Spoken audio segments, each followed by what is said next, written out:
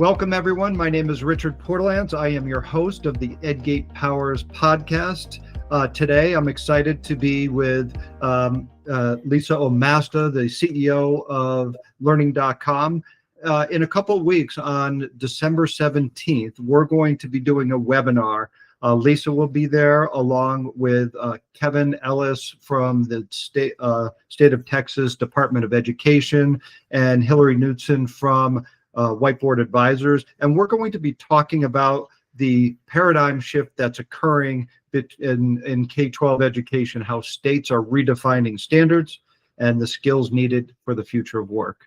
So I want to give Lisa a chance to say hello and introduce herself, and then we're going to talk about this portrait of a graduate, publisher, and edtech perspectives and preparing learners for digital futures. Lisa? Fantastic. Good morning. Thanks, Rich. Hi, my name is Lisa Omasta. I am the CEO for Learning.com, and we are an organization very much focused on what it means to help schools and districts and states create healthy and proficient relationships with technology. And so I've been in the education space for, over 20 years, and really excited to be here. So thank you, Rich, for having me. Oh, you're welcome. We're just so excited. And I guess I want to start off, you've been focused, Learning.com has been focused on helping students build digital literacy and technology skills they need for the future. How does that mission connect with the broader goals of a portrait of a graduate movement? Yeah, that's a great question. So, our mission has always been centered around helping students really build digital skills for themselves that they need to thrive. But it's not just to use technology, but to really understand it, to question it and use it kind of really responsibly. And so that aligns perfectly if you think about the portrait of the graduate movement, because both are about really preparing students for life, not just for math and literacy, right? And so when states define their graduate profiles, whether they call them future ready skills, durable skills, or even digital competencies, they're describing the very outcomes that we've been championing for almost over 25 years at this point. And so we've been giving students the practical and ethical skills and that foundation to navigate really a tech-driven world with confidence. And as it quickly changes, it's like Moore's law. It just continues to go faster and faster as we get deeper into the future. From your vantage point as both an educator and education publisher and edtech leader, what trends are you seeing as states redefine what future ready means for students, particularly as AI and emerging technologies are reshaping these expectations? Yeah, I think about it in terms of kind of the evolution of what future ready really means. And it's no longer just about kind of mastering the tools, right? It's about developing adaptability, digital discernment, and the ability to learn continuously as technology changes, right? Because it's not, we have the worst technology we will ever have right now. And so it's about career exploration and awareness, right? Students shouldn't have to kind of wait until high school to start connecting the dots in terms of understanding how technology works. And so we're looking at it from as early as kindergarten, even pre-kindergarten, when students begin to learn how to navigate technology, really think critically and solve problems and communicate using those digital tools. And so kind of think about it like laying the groundwork for understanding how some of those skills really are applying in kind of everything that they do. And so starting to connect it, whether you're a kindergartner and you want to be, a truck driver or a trash collector, which, I know for my own grandson, that's what he wants to be. And so all the way to healthcare, designing, bridges. And so I think so much of that evolution now is around connecting it earlier in the process so that students are learning what doors might be open to them in the future. But it also has to be more than that. It has to be about being safe and smart online, right? To making sure that we're creating critical thinkers and how to use these technologies responsibly, ethically, and with purpose.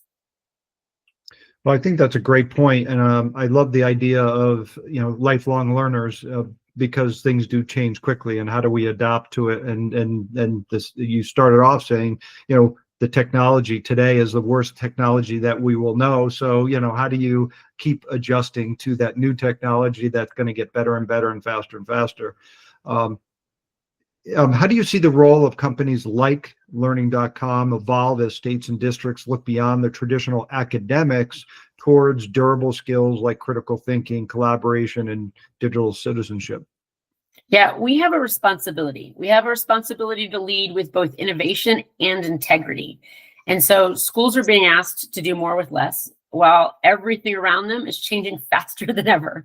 And so our role takes on a different place in terms of kind of, we want to be able to remove some of the complexity off our schools and districts and teachers' plates, and to provide them with curriculum and resources and tools that are, whether it's research-based, standards aligned, and then making them really easy to implement so that they can continue to help move things forward. But, I think about that in terms of, it has to go beyond the digital skills, right? We have to help students and even teachers be able to translate those skills into, again, back into the workforce. And so we think about it in terms of, expanding around career awareness, again, as soon as kindergarten, and helping students understand early on how that technology, I remember when I was in school, it's like, why did I learn this? Why did I learn this? Because what am I going to use this in school and so, or in life? And so it's about giving them the confidence. It's about giving them the direction and that sense of kind of possibility. And I feel like that's a responsibility companies like ours and all organizations really have. And we're, in terms of how we're making sure we're preparing them and connecting the dots for the future. That's an interesting point. I know with EdGate, early on making alignment to education standards, there was some level of perfection in that process, but with CTE standards and doing those alignments, it's part of our mission to get everything aligned so students can learn and they can develop those skills. But CTE is so big and so broad and so differentiated. We can't use the same technologies to do the alignments, because you could have entrepreneurship, skill, CTE credentials in every state, and every state they're completely different. So some of the baseline that we would use to kind of say this, if we align one state, we can align most states. It doesn't exist. So it changes the process, but the importance, the critical nature of it has just come to the forefront over the last couple of years. We see CTE as not necessarily more important than academic, but equally as important, as companies like yours are developing the curriculum and helping to build future-ready learners. So it's a fascinating time. So let's talk a little bit about standard skills aligning across states, which I was kind of poorly setting up there, but I think you'll do a better job. Each state has its own academic standards and framework. Texas has TEKS, others with the portrait of a graduate profile or initiatives. How does learning.com navigate this patchwork to ensure the content aligns to each state's expectations? Yeah, and like you said, ready for the future means different things to different states, and we all define it, whether it's portrait of the graduate or the TEKS. For us, alignment isn't just about compliance, right? It's a part of how we ensure teachers can focus on instruction instead of translation, right? And so if you think about that from that perspective, our platform really allows us to map out our content directly to each state standards. And I think that's absolutely important, because that structure frees teachers up to do what they do best, right? Teach, which is what we want them focused on, in developing those important relationships with students. And so while we handle the complexity, and obviously with EdGate and in terms of a great support, we can handle that complexity. It also helps us to stay close to states as they evolve, so that when new digital literacy or new AI competencies emerge, we're ready to be able to respond and quickly keep them aligned and make sure that the teachers don't have to think about that. Okay. And then there's this balance between innovation and compliance, right? I guess, what's the balance then in your mind of meeting these strict alignments and standards and designing content that's truly innovative and skill forward as AI comes out and other digital technologies? Yeah, I feel like there's always a tension between kind of building content that checks the box versus creating really meaningful experiences that inspire learning. So as I think about it, that balance comes from remembering that compliance is the floor, not the ceiling. And I think that's an important part for us. We design to meet every standard, but we innovate to engage students and make it as simple as possible for schools and districts using interactive, really age-appropriate digital scenarios that teach them to think critically, collaborate, right, and solve problems that go way beyond a checklist. So as states start to incorporate AI and digital citizenship into their standards, it gives us permission to push that even further. And so looking at that, we want to show that standards alignment and skill forward and innovation can actually strengthen each other when we bring that balance together. Okay. And connecting to CTE and core academics, how are you seeing digital literacy and technology integration support both core subjects and CTE pathways that reflect future-ready competencies? You know, I've always kind of thought about like digital literacy has always kind of sat in the back of the room. You know, it's been this side thing that's happened for such a long time. And what's exciting for me right now is what you're seeing is becoming more of a connective tissue that links core academics and the CTE pathways, right? And so whether students are learning to analyze data and science, communicate ideas and language arts, we're enabling them to explore technology in career modules. So those skills start to overlap and reinforce each other. So if you think about kind of that excitement where students can start to see, okay, this digital skill, this, whether learning how to use anything from using how to use a spreadsheet to how to create a prompt, they can start to see how that applies in the real world and how those same competencies they're using them to make sure that they're research-based, they're responsible, they can create multimedia projects, for example, and that they start to understand, oh, by doing this is actually just a foundation of what that technical career looks like. And so they can start to make those connections much earlier on in the process. And then they can transfer those skills everywhere after graduation. I would think that the students wouldn't have a problem picking up on that. How are the teachers doing in terms of adapting to some of those changes?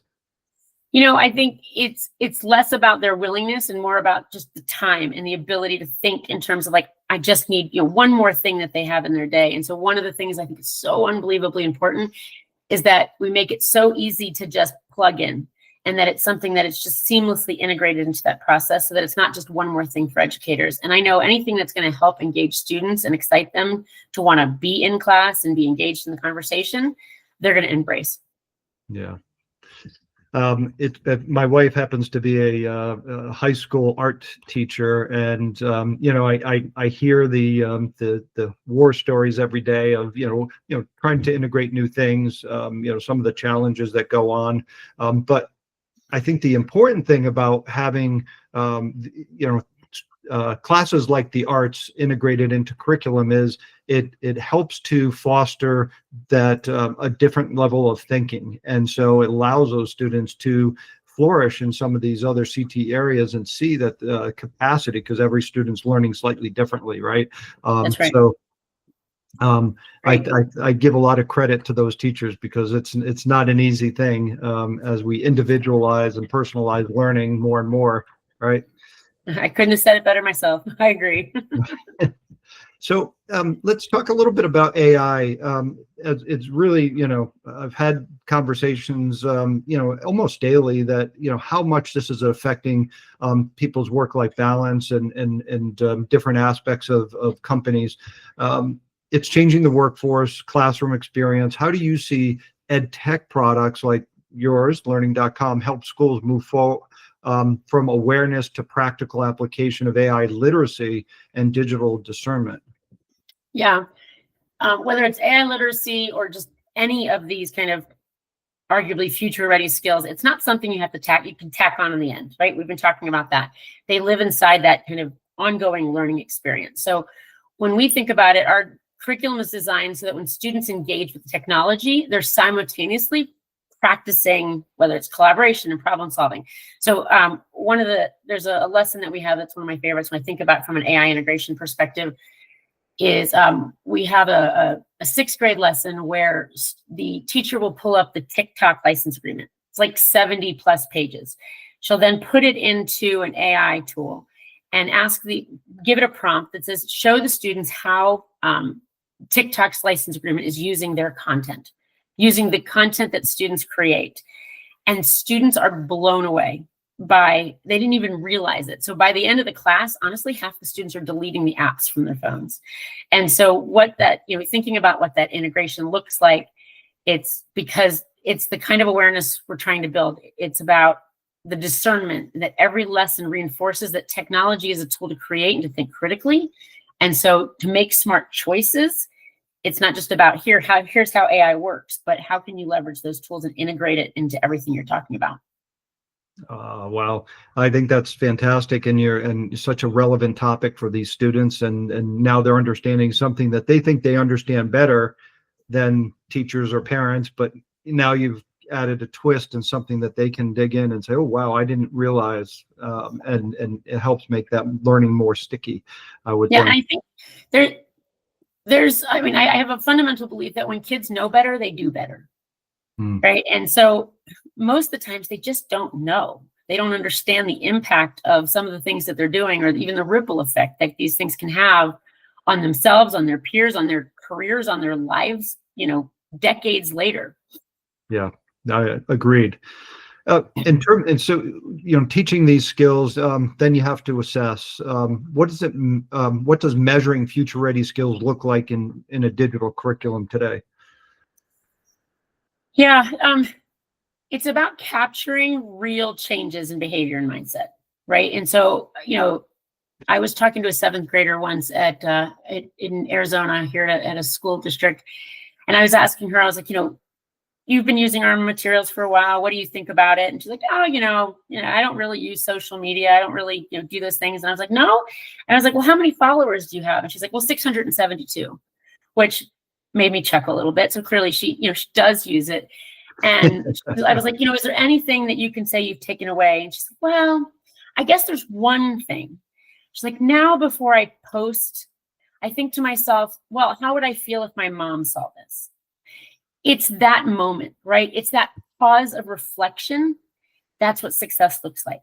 And so how do you evaluate that? It's hard to measure. It's hard to measure that kind of growth, but we're starting to use things like sentiment scores, for example, and scenario-based assessments to help kind of understand how things are changing and reflect their own thinking and how that thinking has evolved. So I think it's really around creating that awareness that leads to responsible action that we're really thinking about. And that's the ultimate goal, especially when we think about that digital literacy component.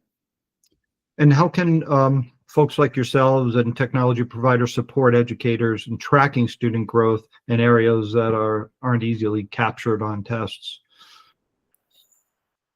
Like I said, sentiment scores, I think, are probably at least a starting point.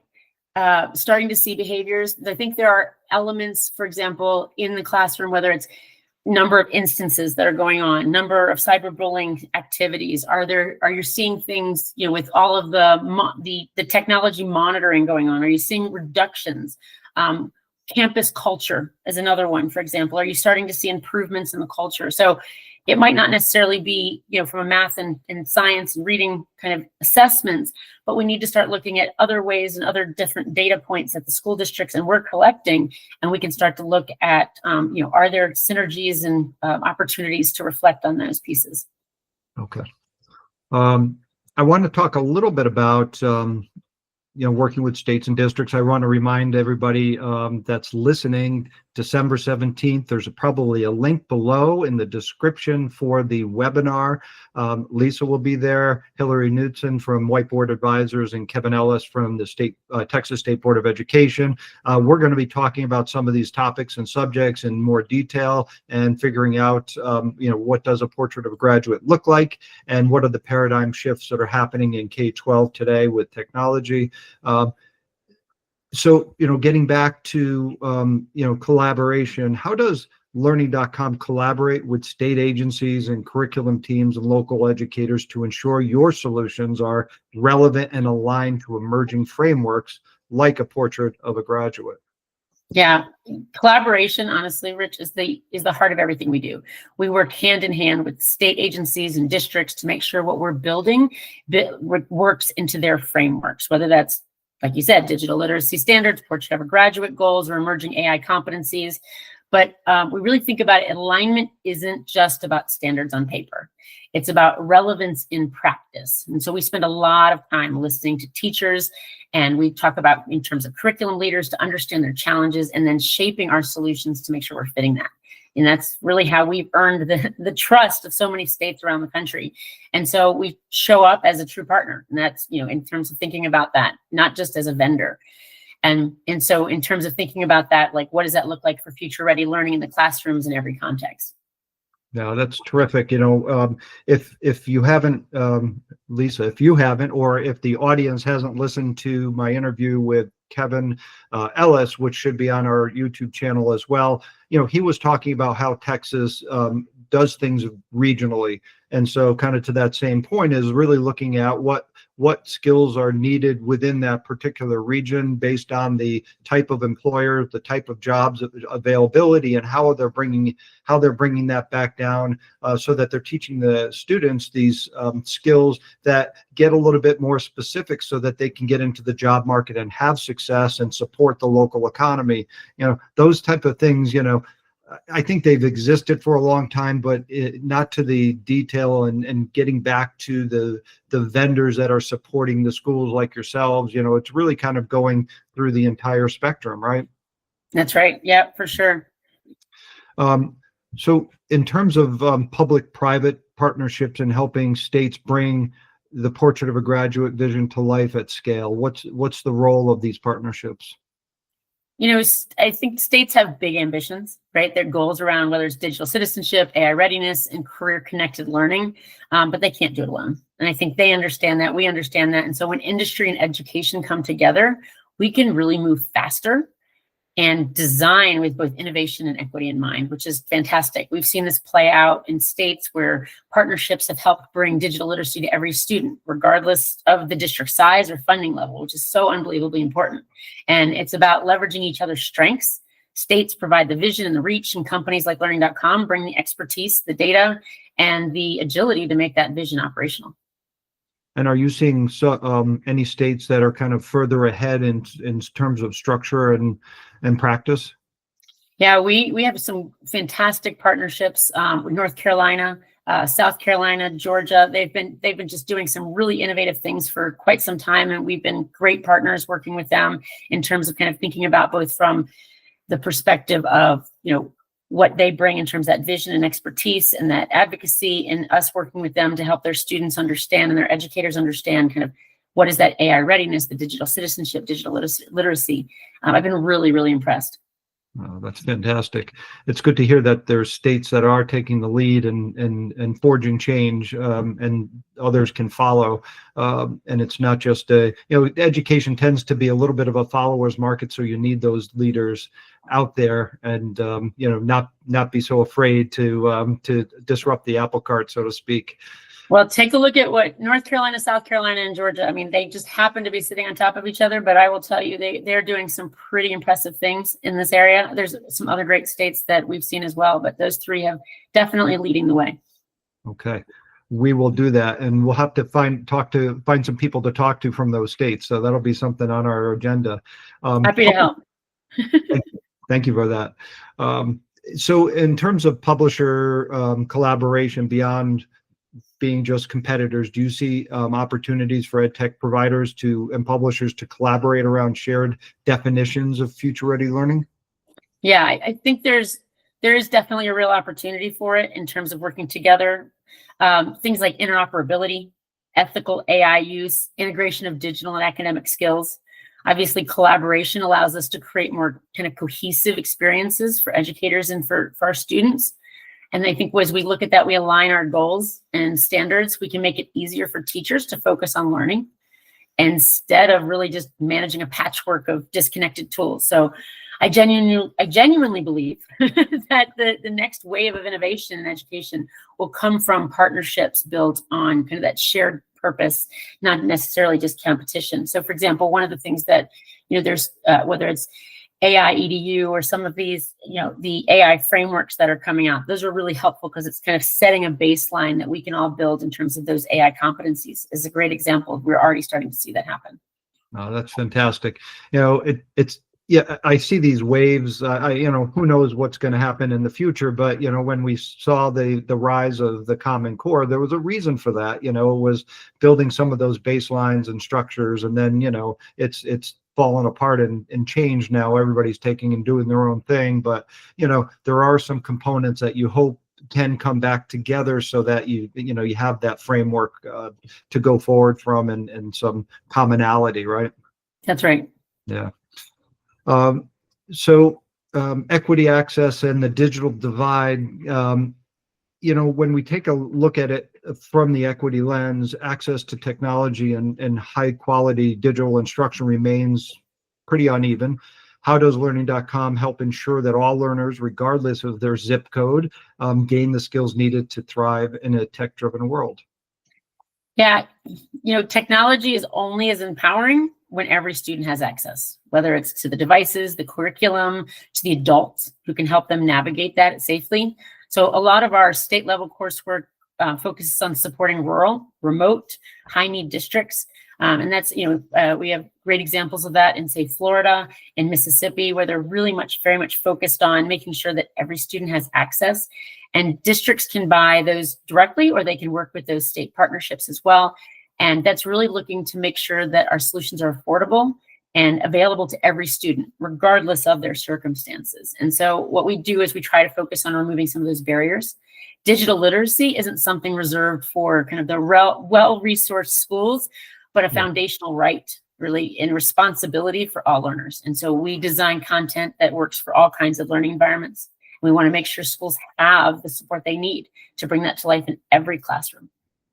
So along that same line, are you seeing changes based on some schools and some states now putting in requirements for phones to go, be put away before they get into a classroom or before they come to school in different circumstances? Yeah, schools and districts are taking different routes, right? There's cell phone bans are becoming, I think it's now in almost 33 different states where cell phone bans are becoming kind of a standard. And, if you think about that and kind of, yes, it helps to eliminate distractions, but you're not giving students the skills that they need in order to be able to navigate outside of that individual classroom. And so when you kind of going back to equity, that equity lens piece of that, it's important that we don't just ban, but that we ban and we teach. And so that's such an unbelievably important part of the conversation, and something we work a lot with states to kind of partner with to say, okay, we understand the need to ban to remove those distractions. Now let's make sure we're giving those students the skills and the tools they need at the same time. And along that same line, how are you helping teachers build their own competence around the competencies in teaching and digital skills for the future? Yeah,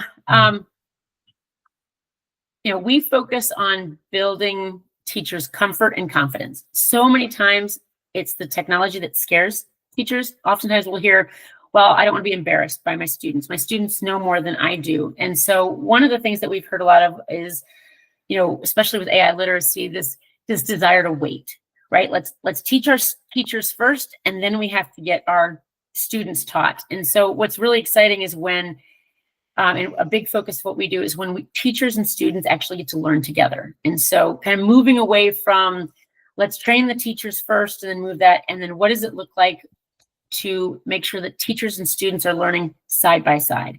AI is a great example of that. It's powerful to see classrooms where both students and teachers are discovering together responsibly, creatively. They have shared learning experiences, which honestly not only build the teacher's confidence, it actually creates lifelong learning for the students, and that relationship is further solidified. It's actually beautiful when you see the students and the teachers learning together, and AI literacy is a perfect time for that because we can't wait. Students are creating right now habits. And so if we sit around and kind of wait for the teachers to figure it out, the students are going to be so far advanced. Learning together is the best approach on so many different levels. That's a beautiful analogy and story of how things are coming together when teachers and students can learn together. I think everybody's empowered and feels good about that. Do you have some local success stories that highlight the examples of districts and states partnering that's done particularly well to integrating these competencies into the curriculum using learning.com or similar tools? Yeah, Texas has been a really great example. With their new Texas standards, they focused heavily on the integration of digital literacy into their core instruction. And so you're seeing this desire for kind of collaboration between the technology folks in the school districts in Texas and then the curriculum side, and going, okay, this can't just continue to stay over here, right, as a separate item. We have to start thinking and bringing those things together. So some examples include, so students are learning to collaborate online in, say, social studies, for example. And, what does it look like in terms of a specific lesson focused on, the technology that they're learning and how that can then be applied to that social studies class. Or maybe it's an ethics class where they're learning how, to write critically, and how do you talk about making sure at the same time they're learning how to write critically, you're also then talking about what does it mean, what's fake data look like, and what's the integration of this look like, and what's plagiarism, and helping understand kind of those AI pieces. And we're seeing a lot of that in Texas. We're seeing it in Arizona in different schools. Chandler ISD in Arizona has been another great one as well. So it's been really exciting to see how they're starting to bring those pieces together. Oh, that's fantastic. Let's talk a little bit about, your view and publishers' view on policy. How do you see evolving state policy like the Texas Future Ready Initiative or Portrait of a Graduate frameworks that now include AI and digital literacy standards shape the direction of edtech and publishing industry? Yeah, the alignment between policy and practical is critical, obviously, right? So states are looking for partners who can translate policy into action, and that's where we can really help them thrive. We help states kind of operationalize their goals so that every student, again, whether urban, rural, suburban, they can access that high quality instruction that builds that discernment and really helps them prepare for whatever comes. So good policy sets the vision. And then that partnership, as we talked about earlier, is really kind of in the classroom that we can help support and bring that vision to life. And are there other states that are doing a good job in setting those policies? I imagine everybody's kind of grabbing into it. You talked a little bit about South Carolina, North Carolina, and Georgia in terms of some of their advancement, but in terms of policy setting, do you see any other states that stand out? So West Virginia has put out some great policy just recently. I think there's, we're launching a free AI policy tool for states and schools and districts, and actually in another 2 weeks. And that policy tool will just be a guide to help them. It's a GPT that we've created specifically to allow the educators to kind of just think through their own policies. I've seen West Virginia put out a policy, I think it was actually about a month ago, that was really kind of helping kind of frame what that needs to look like and helping schools and districts really think through their policies. I've seen Ohio do something very similar as well. And so I still think there's this balance and this grappling. There's so much need to say, I already know the answer, when I think there's a little bit of fear for policymakers to say, I don't actually know what to do here. And so part of the goal is to make it safe to not necessarily have all the answers.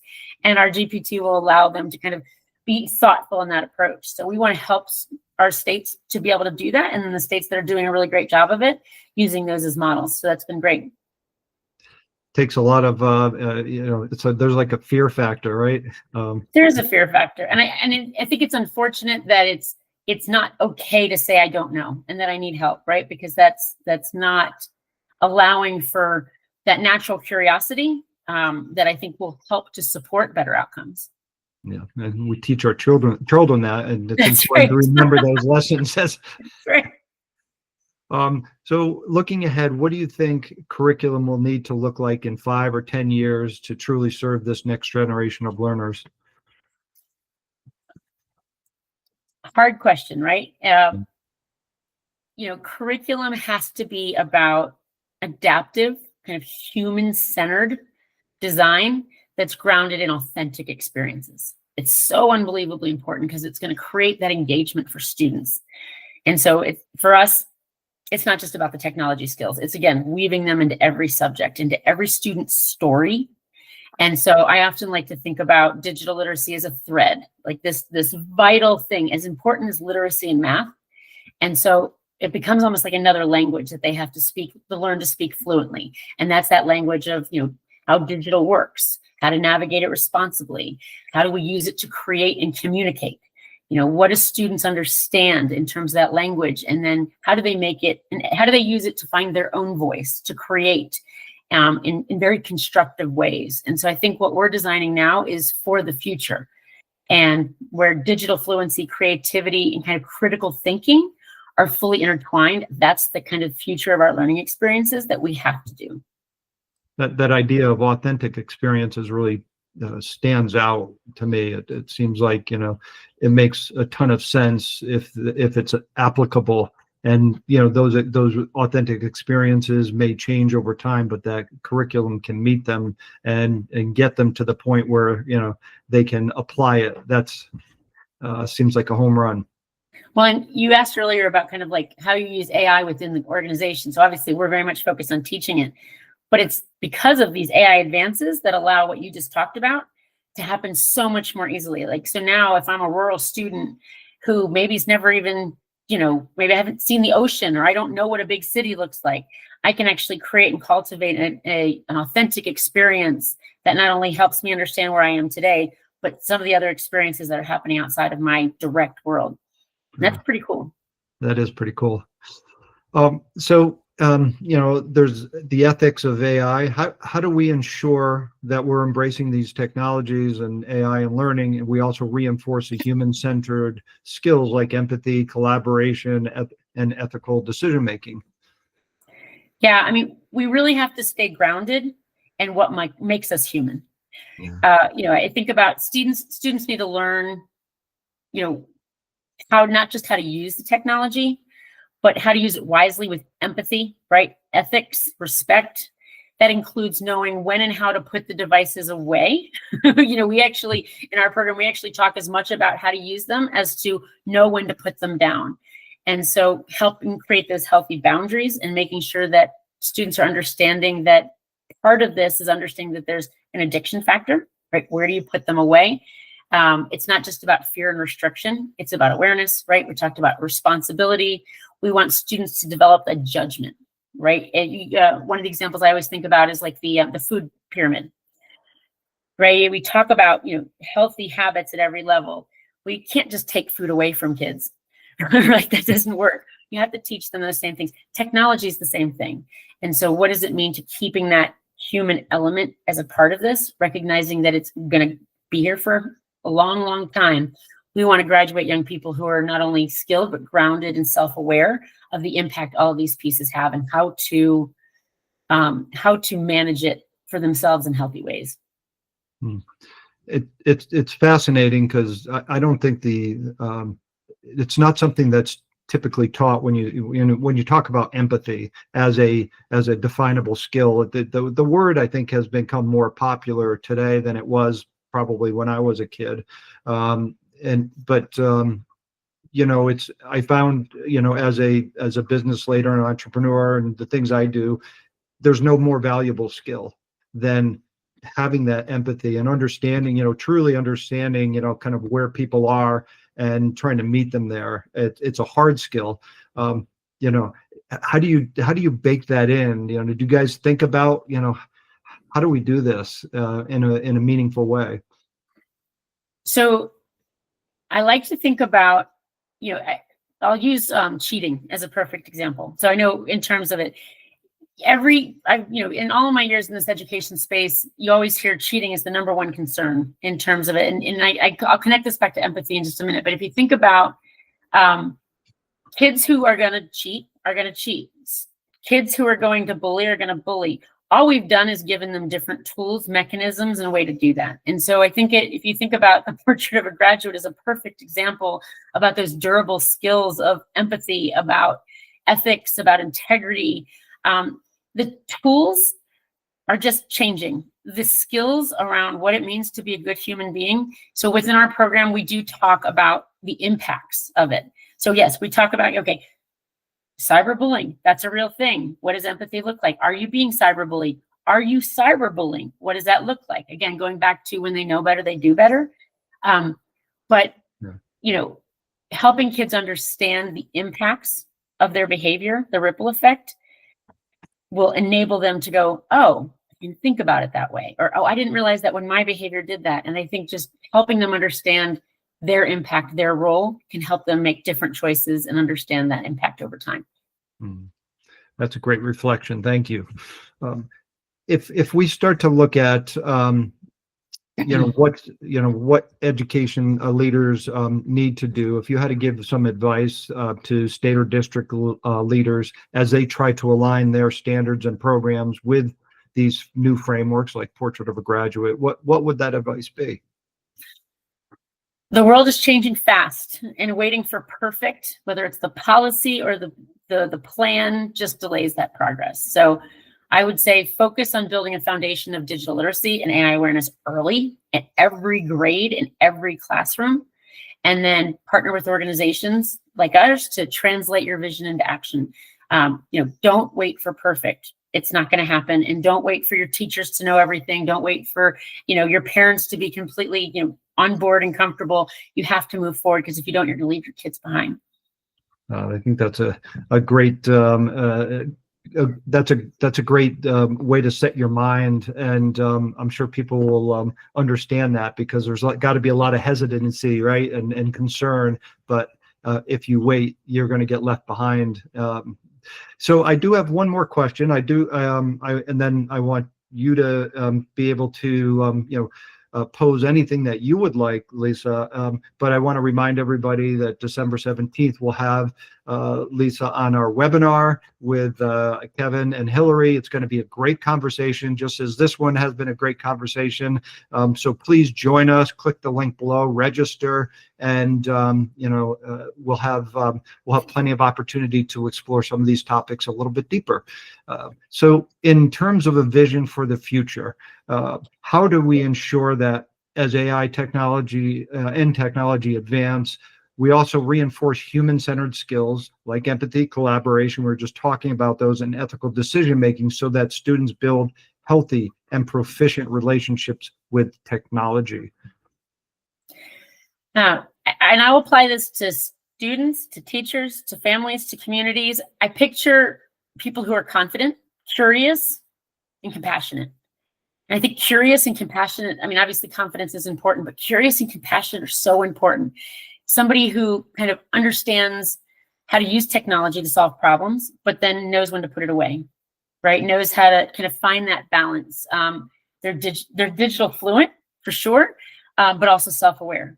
And they know when to lean on things and when to lean on the technology and when to step away. And then they're really thoughtful in terms of what they share online. They're thoughtful about discerning about the information that they consume, right? That not everything's fact. That they're, again, going back to that curiosity, that they're open to learning new tools, the world evolving around them.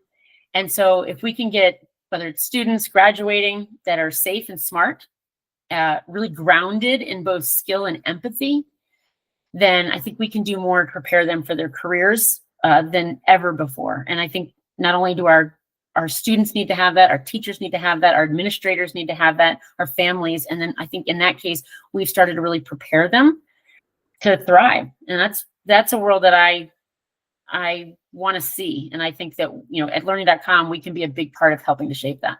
And we already are. You are clearly passionate about building lifelong learners. Kind of that's where you started off today, right? I love that concept, and it was reinforced throughout the conversation today on how we can do that as a community, right? Not just the schools, not just the teachers, but as parents and fellow citizens, to help each other become lifelong learners and develop these wonderful skills. So I thank you for that and your reflections. Is there anything that you would like to, in conclusion, that you think is really important in terms of this topic? I think, Rich, first, thank you for having this conversation and for engaging in kind of supporting the dialogue around what it means here, not only just around the technology skills. I would say for us at learning.com, we're so much focused on, we talk about the technology, we talk about the skills, and we have to remember there's a human being behind that. And the skills are only a tool, right? The technology is only a tool to embody one other thing. And 5 years from now, there's going to be something else. And then 5 years from that, there's going to be something else. And so again, being curious, making sure that we think of ourselves as a human being and the empathy that we bring, and teaching students how to find their voice in healthy and safe ways, I think is absolutely important. And so I appreciate that. Thank you for the conversation. You're welcome, and thank you for joining us on the EdGate Powers podcast. We'll see you in a few weeks on our webinar, and I hope you have a wonderful Friday.